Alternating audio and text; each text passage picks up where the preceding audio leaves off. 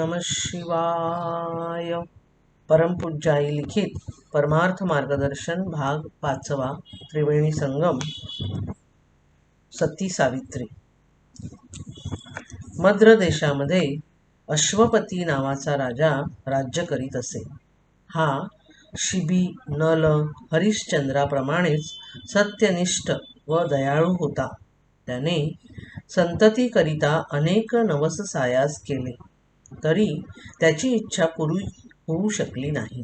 शेवटी रोज पळीभर दुधावर राहून त्याने सावित्री देवीची आराधना सुरू केली. पुढे लवकरच राजाला एक कन्यारत्न झाली.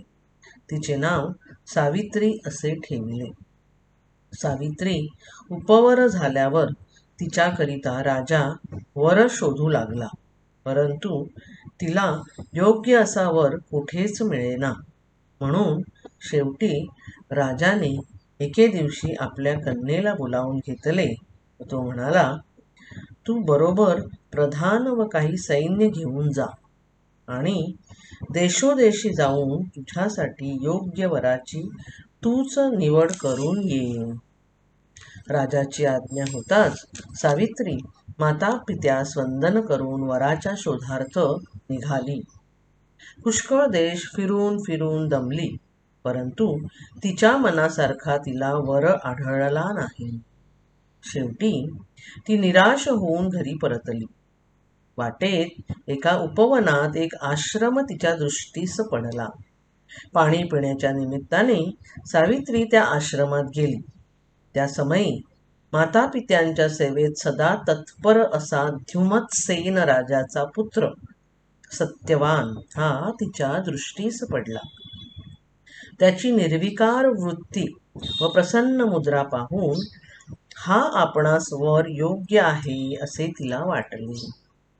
पाणी पिऊन लगेच ती तेथून घरी परतली. ती हकीकत आई वडिलांस समजताच त्यांना अत्यंत आनंद झाला. आता पुढचा विचार करण्यास हरकत नाही असे त्यांना वाटले. इतक्यात तेथे नारद मुनी आले. राजाने उठून अत्यंत नम्रपणे त्यास वंदन केले आणि बसावयास आसन देऊन त्यांची षोडशोपचारे पूजा केली. त्यावर फळे व दूध अर्पण करून येथवर येण्याचे कारण काय असा प्रश्न केला. मुनी म्हणाले, राजा, तुझ्या कन्येने जो वर पसंत केला आहे तो मला योग्य दिसत नाही. कारण शत्रूंनी सत्यवानाच्या बापाचे राज्य हरण केले आहे. त्यामुळे सध्या तो पतिपुत्रासह कंदमुळे सेवन करीत वनात पर्णकुटी बांधून राहिला आहे. आलिया भोगासी असावे सादर या विचाराने जरी सत्यवान व त्याचे आई बाप आनंदाने आयुष्य घालवित आहेत, तरी तुझ्या कन्येला तो त्रास सहन करवणार नाही. दुसरी गोष्ट म्हणजे 1 वर्षाच्या आत सत्यवानाचा मृत्यू आहे. याकरिता राजा, तू या कार्याला हात घालू नकोस. तेव्हा राजा म्हणाला, मुने, आपणास हा वर योग्य वाटत नसेल तर मी हे लग्न मोडण्यास तयार आहे.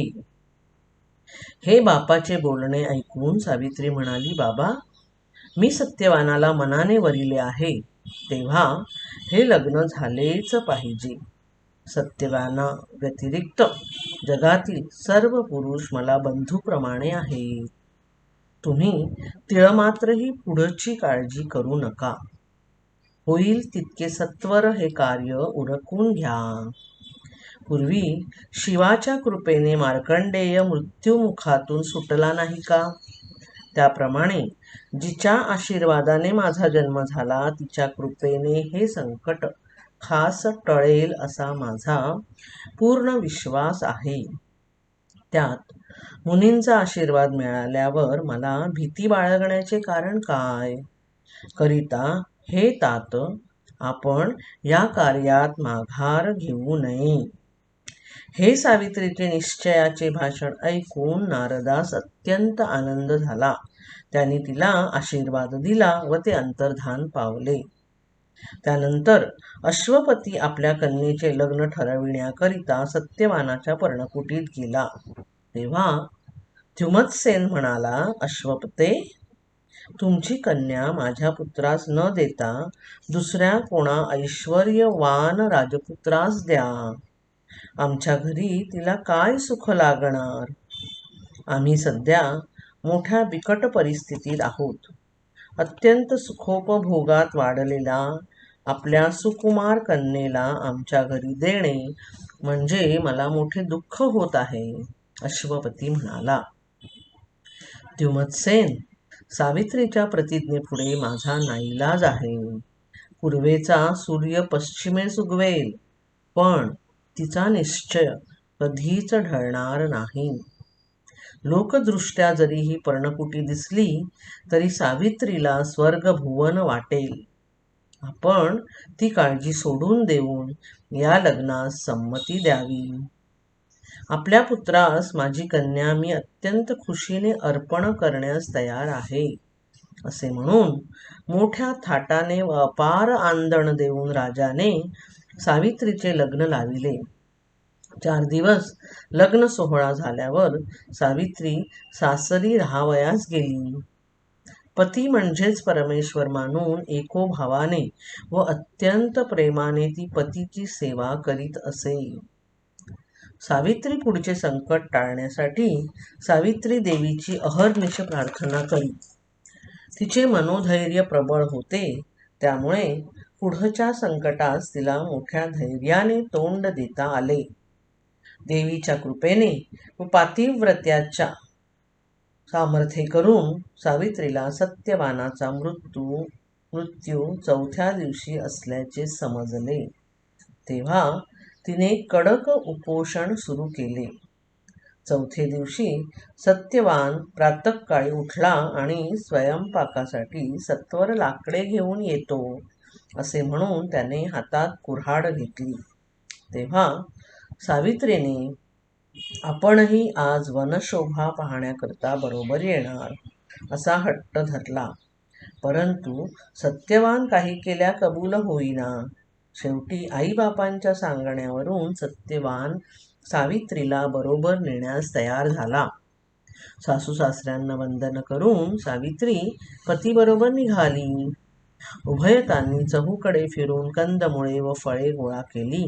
तसेच पडलेली लाकडे वेचून त्याचा भारा बांधला. तोच त्याला मूर्छा आली. लगेच सावित्रीने पतीचे मस्तक मांडीवर घेतले आणि त्याच्या तोंडात पाणी घालून ती आपल्या लुगड्याच्या पदराने त्यास वारा घालू लागली. त्यात सत्यवानाचा प्राण निघून गेला. त्या समयी पतीची व आपली कायमची ताटातूट झाली असे म्हणून शोक करण्याऐवजी तिने सावित्री देवीचा धावा सुरू केला. इतक्यात रेड्यावर बसलेला एक काळा पुरुष तिला दिसला. हाच यम असून पतीचा प्राण घेऊन जात असावा अशी तिची खात्री झाली. तेव्हा तिने हळूच पतीचे मस्तक मांडीवरून खाली ठेविले व ती चटकन उठून यमराजाजवळ गेली आणि बाबा, तू कोण आहेस? येथे येण्याचे कारण काय? असा तिने त्यास प्रश्न केला. तेव्हा, मुली, मी यमधर्म आहे. तुझ्या पतीचा आत्मा पुण्यवान असल्याने माझ्या दूतांना न पाठविता मीच स्वतः आलो आहे. तुझ्या पतीची घटका भरली म्हणून त्याचा लिंगदेह नेत आहे. इतके बोलून तो हळूच पुढे निघाला. त्याच्या मागोमाग सावित्रीही जाऊ लागली. थोड्या वेळाने यमधर्माने मागे वळून पाहिले व म्हणाला, मुली, तू माझ्या मागून काय येत आहेस? या उपर तुझा पती तुला मिळणार नाही करिता मागे फिर आणि पतीचा देह दहन करण्याची तजवीज कर. सावित्री म्हणाली, बाबा, जेथे पती तेथे सती असावयाचीच. तू माझ्या पतीला उठीव म्हणजे मी मागे फिरेन. नाहीतर तू जेथे जाशील तेथे पतीसाठी मला येणे भागच आहे. यमधर्म म्हणाला, मुली, तू कितीही धाडस केलेस तरी या देहाने तुला माझ्याबरोबर येता येणार नाही. तुझी पतिभक्ती पाहून मी संतुष्ट झालो आहे. तेव्हा पतीचा प्राण सोडून हवा तो वर माग. सावित्री म्हणाली, हे तात, माझ्या सासऱ्याची गेलेली दृष्टी यावी आणि शत्रूने घेतलेले राज्य परत मिळावे. ते हे ऐकून तथास्तु म्हणून यमधर्म पुढे चालला. तरीही सावित्री पूर्ववत त्याच्या मागेच जाऊ लागली. तेव्हा तिच्या पतिभक्तीची परीक्षा पाहण्यासाठी यमधर्माने भयंकर वादळ निर्माण केले. लगेच विजांचा कडकडाट व मुसळधार पाऊस पडू लागला. तरी पण मागे न फिरता किंवा क्षणभरही न थांबता ती तशीच पुढे चालली. तेव्हा यमराज म्हणाला, मुली, पुन्हा का तू माझ्याबरोबर येत आहेस? तुला आणखी वर हवा असल्यास माग, मी देतो. सावित्री म्हणाली, अश्वपती राजाला पुत्र संतती व्हावी. हे सावित्रीचे म्हणणे यमधर्माने मान्य केले आणि तो पुढे चालला. सावित्रीही बराबर पावले टाकीत त्याच्या मागे चालली.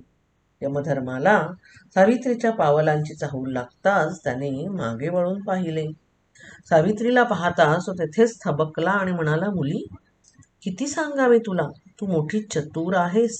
आता मागे फिर आणि यापुढचे आयुष्य सासू सासऱ्यांच्या सेवेत व हरिचिंतनात घाली. सावित्री म्हणाली, हे तात, तू मला परदेशी करून जाऊ नकोस. काही झाले तरी तुझे पाय सोडून मी माघारी जाणार नाही. मी तुझी कन्या आहे ना. तर मग वैधव्याग्नीत पोळणाऱ्या मला शांत केल्याशिवाय तू पुढे कसा जाऊ पाहतोस? मी आता एकच शेवटची मागणी मागते. ते मला दे आणि खुशाल तू पुढे जा. यमधर्म म्हणाला, मुली, मला उशीर होतो, सत्वर माग. सावित्री म्हणाली, हे तात, जगात मला कोणी निपुत्रिक म्हणू नये असे कर. सावित्रीच्या पतिभक्तीच्या सामर्थ्याने तिच्या मागण्यातील अर्थ यमधर्माच्या लक्षात आला नाही. त्यामुळे तथास्तु म्हणून तो पुढे चालला. सावित्री पण त्याच्या मागोमाग चालू लागली. तेव्हा यमधर्म म्हणाला, हे काय मुली, तुझ्या म्हणण्याप्रमाणे 4 वर देऊन सुद्धा अजून तू माझ्या मागे येत आहेस? सावित्री म्हणाली, हे तात, तू मला पुत्रवती हो म्हणून आशीर्वाद दिलास आणि पतीचा प्राण घेऊन चाललास. तेव्हा मी तुझ्या मागे न यावे तर काय करावे? हे तिचे चतुरपणाचे भाषण ऐकून यमराजा थक्कच झाला. तो म्हणाला, सावित्री, तू धन्य आहेस. तुझ्या पातिव्रत्याचा तेजाने मला भ्रमिष्ट करून सोडले. त्यामुळे मी वर देऊन चुकलो आहे. आता तू परत जा. मृत शरीराला तुझा स्पर्श होताच सत्यवान उठून बसेल. तुझ्या पतीला 400 वर्ष आयुष्य दिले आहे. तू पुत्र पौत्रांसह आनंदाने नांदशील. इतके बोलून यमधर्म अंतर्धान पावला.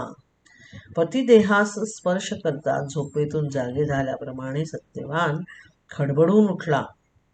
तो सावित्रीला उद्देशून म्हणाला, तू माझ्याकरिता फार फार श्रमलीस, तेव्हा थोडा फलाहार घेऊन पाणी पी. सावित्री म्हणाली, सासू सासऱ्यांना घरी तळमळत ठेवून माझ्याने खाणे होणार नाही. रात्र फार झाल्याने ते आमची वाट पाहून रडत बसले असतील. आम्हा दोघांना पाहिल्याशिवाय त्यांचे समाधान होणार नाही. तेव्हा चला आपण घरी जाऊ आणि सर्व मिळून फळे सेवन करू. त्यानंतर आपल्या पतीचा गेलेला प्राण परत आला म्हणून त्या वटवृक्षाचे ठिकाणी सावित्री देवीचे वास्तव्य कल्पून तिने त्याची पूजा केली आणि उभयता घरी गेले. प्रथम सत्यवानाने आईवडिलांच्या चरणी मस्तक ठेविले. त्यानंतर सावित्रीने सासू सासऱ्यांना नमस्कार केला. तिने सासऱ्याच्या डोळ्यांना स्पर्श केल्याबरोबर त्याची पूर्ववत दृष्टी आली. त्या समयी असली भाग्यवान सून मिळाली म्हणून द्युमत्सेनास धन्यता वाटली. त्याने परमेश्वराचे आभार मानले आणि सुनेचे गुणवर्णन केले. त्यावर थोड्याच दिवसात यमधर्माच्या वराप्रमाणे द्युमत्सेनास शत्रू शरण आले आणि त्यांनी हिरावून घेतलेले त्याचे राज्य त्यास परत दिले. पुढे यमधर्माच्या वराप्रमाणे अश्वपती राजाही पुत्रवान झाला. त्यानंतर सत्यवान सावित्रीसह सुखाने राज्य करू लागला. श्री सद्गुरुनाथ महाराज की जय.